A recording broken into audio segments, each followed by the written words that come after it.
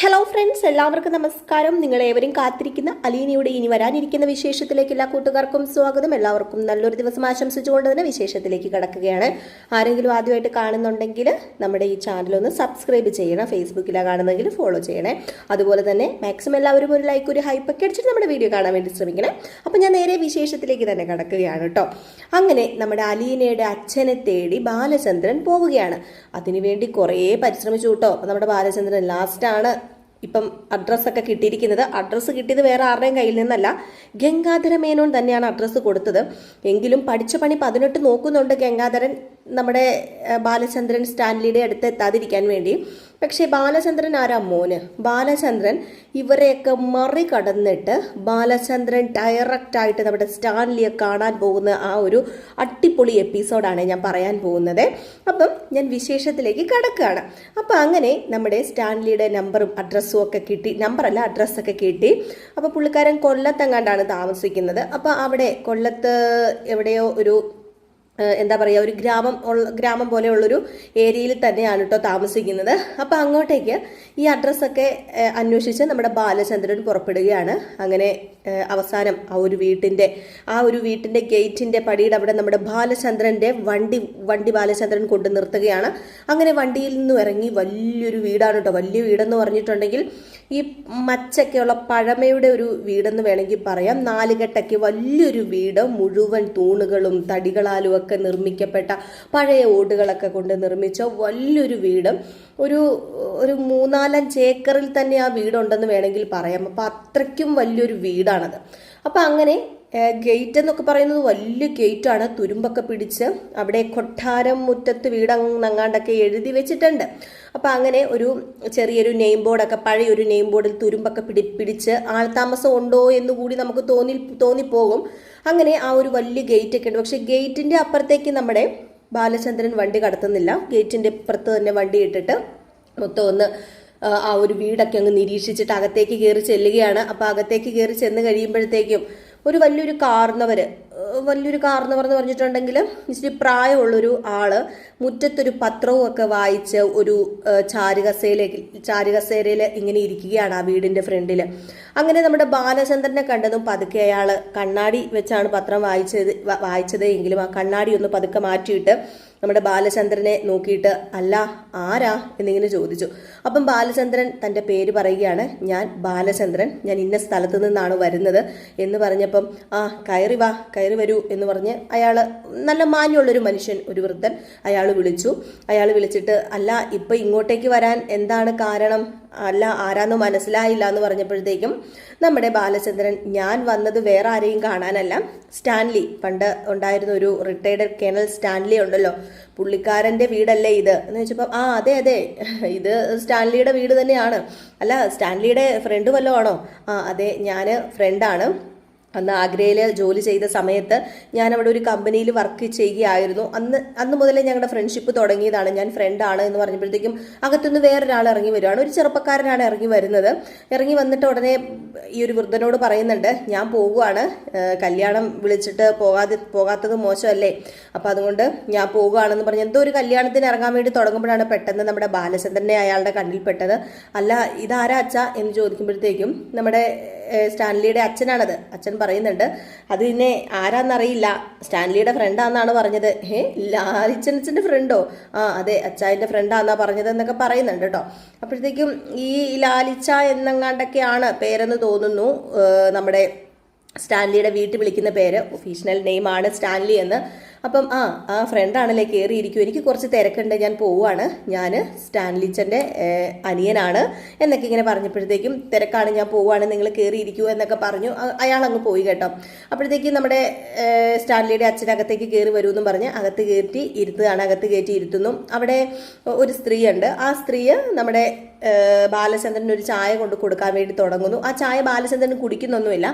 എനിക്ക് സ്റ്റാൻലി എവിടെയാണെന്ന് അറിയണം, ഞങ്ങൾ പണ്ട് മുതലേ ഫ്രണ്ടായിരുന്നു, എനിക്ക് സ്റ്റാൻലിനെ ഒന്ന് കാണാനായിരുന്നു എന്ന് ചോദിച്ചപ്പോഴത്തേക്കും അവനിപ്പം ഉള്ളത് ഈ കൊളുത്തുപുഴ എന്നങ്ങാണ്ട് പറയുന്ന ഒരു സ്ഥലമുണ്ട്. അവിടെയാണ്. കൊളുത്തുപുഴ അറിയുമെന്ന് ചോദിച്ചപ്പോൾ അറിയാം അവിടെയാണുള്ളത്, ഇത് ഞങ്ങളുടെ തറവാടാണ്, അവൻ അവിടെയാണ് താമസിക്കുന്നതെന്ന് പറഞ്ഞപ്പം അല്ല ഫാമിലി ആയിട്ട് അവിടെയാണോ എന്ന് ചോദിച്ചപ്പം അതെ ഫാമിലി ആയിട്ട് അവൻ അവിടെ തന്നെയാണ് താമസിക്കുന്നത്. അവിടെ കുറേ സ്ഥലവും അതുപോലെ അവന് കുറേ കെട്ടിടങ്ങളും ഒക്കെ ഉണ്ട്. അതൊക്കെ ഇങ്ങനെ റെന്റിന് കൊടുത്തിട്ടുണ്ട്. അതുപോലെ പല പല കാര്യങ്ങൾ അവൻ ഒരുപാട് ബിസിനസ് ചെയ്യുന്നുണ്ട്. അപ്പം അതുകൊണ്ട് അതിന്റെ തിരക്കിലാണ് അവൻ. അപ്പം അവൻ അവിടെയാണുള്ളത്, അവൻ അവിടെയാണ് ഇഷ്ടം. അവനിവിടെ അങ്ങനെ വരാറില്ല, വല്ലപ്പോഴും മാസത്തിൽ ഒരിക്കൽ വരും. ഈ പടുകളവനെയൊക്കെ ഒന്ന് കണ്ടിട്ട് പോകും. അവന്റെ അമ്മ മരിച്ച പിന്നെ അവൻ ഇങ്ങോട്ട് വലിയ കാര്യമായിട്ട് തിരിഞ്ഞൊന്നും നോക്കാറില്ല. പിന്നെ ഞാനും ഇടയ്ക്ക് അങ്ങോട്ടേക്കൊക്കെ ചെല്ലും. പിന്നെ ഇപ്പം അവനിവിടെ വന്നില്ലെന്ന് ഓർത്തോട്ട് കുഴപ്പമൊന്നുമില്ല, അവൻ്റെ അനിയനുണ്ടല്ലോ. പിന്നെ അവന് ഓരോരുത്തർ ഓരോ കുടുംബങ്ങളായിട്ട് ജീവിക്കുമ്പോൾ ഇപ്പം നമുക്ക് നോക്കിയിരിക്കാൻ പറ്റൂലല്ലോ എന്നൊക്കെ പറഞ്ഞ് ആ കാരണവരിങ്ങനെ ഓരോ കാര്യങ്ങളൊക്കെ പറയാണ്. അപ്പോഴത്തേക്കും ബാലചന്ദ്രൻ പറഞ്ഞു, അല്ല സ്റ്റാൻലിയുടെ വിവാഹം കഴിഞ്ഞു, 3 കുട്ടികളുണ്ട്. അപ്പോഴത്തേക്കും നമ്മുടെ ബാലചന്ദ്രൻ ചോദിച്ചു, അല്ല സ്റ്റാൻലിക്ക് പണ്ട് ആഗ്രയിൽ വെച്ചേ ഒരു അഫെയർ ഉണ്ടായിരുന്നു. ഏതോ എന്താ പറയുക, ഒരു കേണലിൻ്റെ, അതായത് നമ്മുടെ സ്റ്റാൻലിയുടെ കൂടെ തന്നെ വർക്ക് ചെയ്യുന്ന ഒരു കേണലിൻ്റെ ഗംഗാധര മേനോൻ എന്നാണെന്ന് തോന്നുന്നു. ആ പുള്ളിയുടെ ഒരു പെങ്ങളായിട്ടങ്ങാണ്ട് അഫെയർ ഉണ്ടായിരുന്നു. അപ്പം അവളെ തന്നെ ആയിരിക്കുമല്ലേ വിവാഹം കഴിച്ചിരിക്കുന്നത്. ഇത് കേട്ടതും പെട്ടെന്ന് ആ വൃദ്ധൻ്റെ മുഖമൊക്കെ ഒന്ന് ചുളുങ്ങി, ആ ഒരു മുഖത്തെ പ്രസാദമൊക്കെ ഒന്ന് മങ്ങി. അപ്പോഴത്തേക്കും ബാലചന്ദ്രൻ, അല്ല ഞാൻ ചോദിച്ചത് നിങ്ങൾ കേട്ടില്ലേ, അല്ല അവളെ തന്നെയാണോ വിവാഹം കഴിച്ചിരിക്കുന്നത്? അത് പിന്നെ അതൊക്കെ പണ്ട് നടന്ന കഥയല്ലേ. പണ്ടൊക്കെ എത്ര പേരെ ഇങ്ങനെ സ്നേഹിക്കുകയും പ്രേമിക്കുകയും ഒക്കെ ചെയ്യും. ജീവിതത്തിലേക്ക് അടിക്കുമ്പോൾ ചിലപ്പോൾ അവരെ വിവാഹം കഴിക്കണം എന്നൊക്കെ ഉണ്ടോ? ഇത് വേറൊരു പെൺകുട്ടിയാണ് വിവാഹം കഴിച്ചിരിക്കുന്നത്. അവൻ്റെ ആ കാലത്തെ കഥയൊന്നും ഞങ്ങൾക്ക് വലിയ കാര്യമായിട്ട് അറിയില്ല. അത് ആഗ്രയിൽ വെച്ചങ്ങാണ്ട് നടന്ന സംഭവമല്ലേ. പിന്നെ അവനിവിടെ ആക്സിഡന്റ് അങ്ങാണ്ടായിട്ടാണ് വരുന്നത്. കുറേ നാൾ കിടപ്പിലായിരുന്നു. പിന്നെ കുറച്ചായി റിക്കവർ ആകാനായിട്ട്. അത് പിന്നെ കുറച്ചൊക്കെ നാൾ കഴിഞ്ഞ് പിന്നെ വിവാഹത്തിലേക്കൊക്കെ പോവുകയായിരുന്നു എന്ന് പറഞ്ഞപ്പോഴത്തേക്കും അല്ല അപ്പം ആഗ്രയിലുണ്ടായിരുന്ന ആ സ്ത്രീക്ക് ഒരു കുഞ്ഞുണ്ടായിരുന്നുവല്ലോ, ഈ പറയുന്ന നമ്മുടെ സ്റ്റാൻലിയുടെ കുഞ്ഞിനായിരുന്നല്ലോ പ്രസവിച്ചത്. അത് പ്രസവിച്ചെന്നാണ് എനിക്ക് തോന്നുന്നതെന്നൊക്കെ ഇങ്ങനെ പറഞ്ഞപ്പോഴത്തേക്കും പെട്ടെന്ന് പുള്ളിക്കാരൻ അങ്ങ് ഇഷ്ടപ്പെട്ടില്ല. നിങ്ങൾ പഴയ കഥയൊന്നും കുത്തിപ്പൊക്കാനാണോ ഇപ്പോൾ ഇങ്ങോട്ടേക്ക് വന്നത്, അതോ സ്റ്റാൻലിയെ കാണാനാണോ എന്ന് ചോദിച്ചപ്പോൾ അയ്യോ അതല്ല, ഞാൻ പറഞ്ഞു വരുന്നത് ആ പെങ്കൊച്ചിനെയാണോ വിവാഹം കഴിച്ചതെന്ന് അറിയാനാ. അന്നൊരു കുഞ്ഞും ഉണ്ടായിരുന്നെന്നാണ് എനിക്ക് തോന്നുന്നത്. അതിനെക്കുറിച്ചൊന്നും എനിക്കറിയില്ല. ഏതായാലും സ്റ്റാൻലിനെ കാണാൻ പോകുന്നതൊക്കെ കൊള്ളാം. ഈ വക കാര്യങ്ങളൊക്കെ ചോദിച്ചു കഴിഞ്ഞാൽ ചിലപ്പോൾ അവന് ഇഷ്ടപ്പെടണമെന്ന് വരില്ല എന്ന് പറഞ്ഞപ്പം ഞാനതങ്ങ് ചോദിച്ചെന്നേ ഉള്ളൂ. സ്റ്റാൻലിയോട് നേരിട്ട് ചോദിക്കാൻ നമുക്ക് പറ്റില്ലല്ലോ. ഏതായാലും ഞാൻ പോകുകയെന്ന് പറഞ്ഞപ്പോൾ അവിടെ ആറി തണുത്ത് തുടങ്ങി. ഇത്രയും കാര്യമൊക്കെ സംസാരിച്ചപ്പോൾ അവിടെ നിന്ന് ആ ഒരു ചായ ആറി തണുത്ത് തുടങ്ങി. അപ്പോഴത്തേക്കും നമ്മുടെ സ്റ്റാൻലിയുടെ അച്ഛൻ ചോദിച്ചു, അല്ല ലാലിച്ചൻ്റെ അടുത്തേക്ക് പോകുന്നതിന് പോയി കോഫി ഒന്ന് കുടിച്ചിട്ട് പോകാം, കോഫി കൊണ്ടുവച്ചതല്ലേന്ന് ചോദിച്ചപ്പം വേണ്ട എനിക്ക് എത്രയും പെട്ടെന്ന് സ്റ്റാൻലിയുടെ അടുത്ത് ചെന്നേ പറ്റൂ, എനിക്ക് ഇന്ന് തന്നെ എനിക്ക് തിരിച്ചു പോകാനുള്ളതാണ്. അപ്പോൾ എനിക്ക് സ്റ്റാൻലിയുടെ അടുത്ത് ചെന്നേ പറ്റൂ, ഏതായാലും അഡ്രസ്സ് ഒന്ന് തന്നാൽ കൊള്ളായിരുന്നു എന്നൊക്കെ പറഞ്ഞ് അഡ്രസ്സ് ഒന്നും വേണ്ട കാര്യമില്ല, അവിടെ ചെന്ന് സ്റ്റാൻലി ആരാന്ന് ചോദിച്ചാൽ തന്നെ അവരെല്ലാവരും പറഞ്ഞു തരും എന്നൊക്കെ ഇങ്ങനെ പറയുകയാണ്. അപ്പോഴത്തേക്കും തന്നെ നമ്മുടെ ബാലചന്ദ്രന് മനസ്സിലാവുന്നുണ്ട് ഈ പുള്ളിക്കാരൻ ഇച്ചിരി വലിയ സെറ്റപ്പ് കേസാണ് എന്ന് ബാലചന്ദ്രന് തന്നെ മനസ്സിലാവുകയാണ്. അങ്ങനെ നമ്മുടെ ബാലചന്ദ്രൻ അവിടെ നിന്ന് യാത്ര തിരിക്കുന്നത് കൊളുത്തുപുഴയിലേക്കാണ്. അങ്ങനെ കൊളുത്തുപുഴയിൽ നമ്മുടെ സ്റ്റാൻലി ഉള്ള വീട്ടിൽ ബാലചന്ദ്രൻ ചെല്ലുകയാണ് കേട്ടോ. ഏതായാലും ബാലചന്ദ്രൻ സ്റ്റാൻലി ഉള്ള വീട്ടിൽ ചെല്ലുന്നു. ഈ സ്റ്റാൻലിയുടെ വീടെന്ന് പറയുന്നത് നമ്മൾ നേരത്തെ ഒരു വീട് കണ്ടായിരുന്നല്ലോ, സ്റ്റാൻലിയുടെ തറവാട്. അതിനേക്കാളും 100ന്റെ 100 ഇരട്ടി വലിയൊരു കെട്ടിടം. അതും പഴമയുടെ ആ ഒരു രീതിയിൽ പണിതിരിക്കുന്ന പുതിയ കെട്ടിടം. ആ ഒരു പഴയ രീതിയിൽ തന്നെ ആ ഒരു പഴയ ആ ഒരു ഇത് തോന്നിക്കുന്ന പുതിയ കെട്ടിടമാണ്. നിറയെ തൂണുകളും അതുപോലെ തന്നെ മുറ്റത്ത് നിറയെ മരങ്ങളും, എന്താ പറയുക, ഒരു ഫോറസ്റ്റ് ഏരിയക്കകത്തൊരു വലിയ വീടിരിക്കുന്ന പോലെ ഒരു തോന്നൽ തോന്നും. അങ്ങനെ നമ്മുടെ ബാലചന്ദ്രൻ്റെ വണ്ടി ചെന്ന് നിൽക്കുമ്പോൾ തന്നെ ചുറ്റുപാടും കുറേ പട്ടികളുടെ കുരകൾ കേൾക്കാം. ഭയങ്കര കുരകൾ, ബാസുള്ള കുരകൾ കേൾക്കാം. അങ്ങനെ പട്ടികൾ ഇങ്ങനെ കുരച്ചുകൊണ്ടേയിരിക്കുന്നു. ബാലചന്ദ്രൻ ചുറ്റുപാടും ഒന്ന് നോക്കുകയാണ്. അങ്ങനെ ബാലചന്ദ്രൻ തൻ്റെ മനസ്സിനെ പറഞ്ഞുറപ്പിച്ച് എന്തൊക്കെ വന്നാലും നേരിടുമെന്ന് പറഞ്ഞുറപ്പിച്ച് നേരെ കയറി ചെല്ലുമ്പോഴത്തേക്കും അവിടെ ഒരാളുണ്ടായിരുന്നു. ഒരു മതിയായ സൈസൊക്കെ, അതായത് അത്യാവശ്യം നല്ല ബോഡിയൊക്കെ ഉള്ള ഒരാളുണ്ടായിരുന്നു. അയാൾ ആരാ, എന്താ ഇവിടെ എന്നിങ്ങനെ ചോദിച്ചപ്പം അത് പിന്നെ ഇതല്ലേ സ്റ്റാൻലിയുടെ വീട്?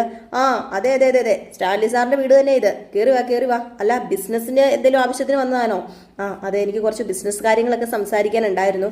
അല്ല അദ്ദേഹം ഇവിടെ ഉണ്ടോ? സ്റ്റാൻലി സാർ ഇവിടെയുണ്ട്. സാർ ഇവിടെ നിന്നെങ്ങും പോകാറില്ല, എല്ലാവരും ബിസിനസ് സംസാരിക്കാൻ ഇങ്ങോട്ടാണ് വരുന്നത്. മീറ്റിംഗ് എല്ലാം ഇവിടെ വെച്ചാണ് നടക്കുന്നത്. ഏതായാലും ഒന്ന് വെയിറ്റ് ചെയ്യ്, ഞാൻ സാറിനെ ഒന്ന് പോയി കണ്ടിട്ട് ഇപ്പം വരാം. പെർമിഷൻ ചോദിക്കാതെ ആരെയും അകത്ത് കയറ്റി വിടരുതെന്നാ സാറ് പറഞ്ഞിരിക്കുന്നതെന്ന് പറഞ്ഞപ്പോഴത്തേക്കും എന്നാൽ പിന്നെ ഞാനിവിടെ നിൽക്കാമെന്ന് പറഞ്ഞ് ബാലചന്ദ്രൻ അവിടെ നിൽക്കുകയാണ്. അങ്ങനെ ബാലചന്ദ്രൻ മനസ്സിൽ എന്തൊക്കെയോ ഓടി കടന്നുകൂടിയൊക്കെയാണ് അവിടെ നിൽക്കുന്നത്. പഴയ കാര്യങ്ങളും വൈജയന്തിയുടെ മുഖവും തൻ്റെ മക്കളുടെ മുഖവും, തനിക്ക് ഈ ഒരു ഗതി വന്നല്ലോ, തനിക്കിവിടെ വരേണ്ടി വന്നല്ലോ, അതുപോലെ അലീനയുടെ മുഖവും ഒക്കെ മാറി മാറി മാറി മാറി തൻ്റെ മനസ്സിലൂടെ കടന്നു പോകുന്നു. അങ്ങനെ നിൽക്കുമ്പോഴാണ് പെട്ടെന്ന് അയാൾ വന്ന്, അതേ പേരെന്തായിരുന്നു? അത് എൻ്റെ പേര് ബാലചന്ദ്രൻ.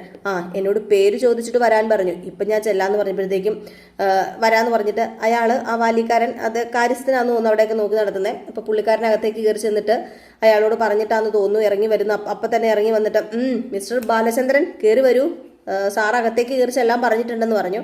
അങ്ങനെ ബാലചന്ദ്രൻ നേരെ ചെരുപ്പൂരി ഇടണോ? ചെരുപ്പൂരേണ്ട ആവശ്യമില്ലല്ലോ, അത്രയ്ക്ക് വലിയ ഇതൊന്നും വേണ്ടല്ലോ എന്നോർത്ത് ചെരുപ്പ് കാലയിലിട്ട് തന്നെ ഒന്ന് വേണോ വേണ്ടയോ എന്നൊക്കെ ഓർത്തിട്ട് തന്നെ നേരെ അകത്തേക്ക് കയറി ചെല്ലുകയാണ്. അങ്ങനെ അകത്തേക്ക് കയറി ചെന്നു. അകത്തേക്ക് കയറി ചെന്നപ്പോഴത്തേക്കും കുറേ പട്ടികൾ നിരന്നിരിക്കുന്നു.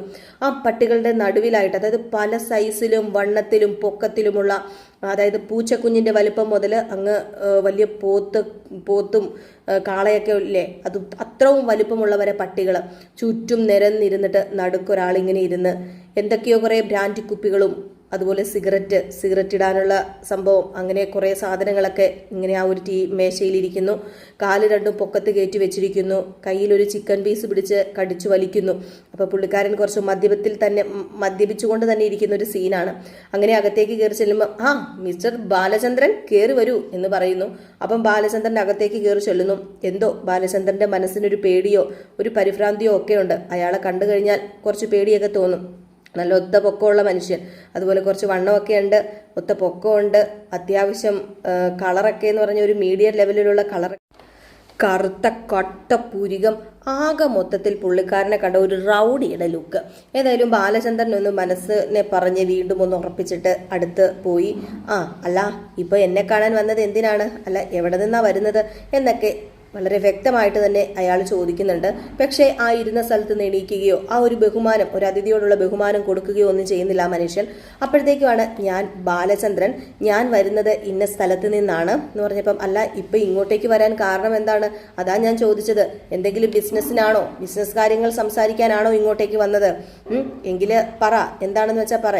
ഏത് ബിസിനസ്സും ഈ സ്റ്റാൻലി സ്വീകരിക്കുന്നതാണ് എന്നൊക്കെ പറഞ്ഞപ്പോഴത്തേക്കും, അത് പിന്നെ ഞാൻ ബിസിനസ് കാര്യങ്ങളൊന്നും സംസാരിക്കാൻ വന്നതല്ല, അല്ല ആഗ്രയിൽ ജോലി ചെയ്തിരുന്നല്ലോ, ആഗ്രയിലൊക്കെ ഞാൻ ജോലി ചെയ്തിട്ടുണ്ട്, ഞാനൊരു റിട്ടയർഡ് കേണലാണ് എന്നൊക്കെ പറഞ്ഞപ്പോഴത്തേക്കും അതെനിക്കറിയാം, അല്ല പറഞ്ഞോ കാര്യം പറ എന്ന് പറഞ്ഞപ്പം, അത് പിന്നെ അവിടെയുള്ളൊരു ഗംഗാധര മേനോൻ എന്ന് പറഞ്ഞപ്പോൾ തന്നെ നമ്മുടെ സ്റ്റാൻലിയുടെ മുഖമൊക്കെ ഒന്ന് ചുളുങ്ങി. ഗംഗാധരൻ? അല്ല ഗംഗാധരൻ്റെ ആരാണ്?